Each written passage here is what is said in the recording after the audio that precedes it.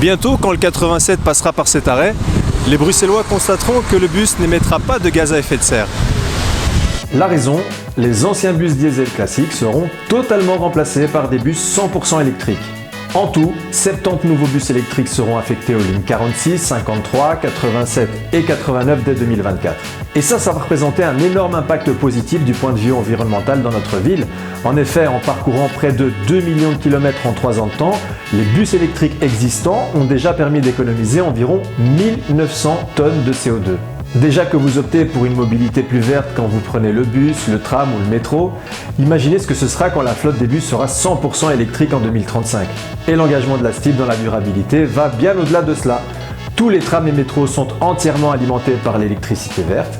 Plus de 5000 panneaux photovoltaïques ont été placés sur des bâtiments de la STIB pour couvrir une superficie de 10 000 m², ce qui permet de produire environ 1500 MWh chaque année et d'économiser près de 300 tonnes de CO2 par an.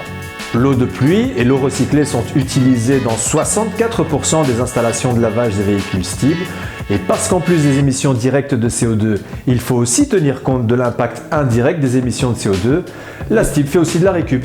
Projet par projet, une réflexion de réemploi est systématiquement mise en place pour réincorporer pavés, bordures, briques ou encore des portes et éviers pour ne citer que ces exemples. Pour finir, à noter aussi la démarche éco-socialiste de la STIB auprès de presque 400 ouvriers qui s'occupent aujourd'hui de la maintenance des bus diesel. De fait, avec l'électrification des bus, ces techniciens et techniciennes ne seront pas oubliés car des formations sont prévues pour qu'ils puissent acquérir les compétences dont ils auront besoin dans quelques années.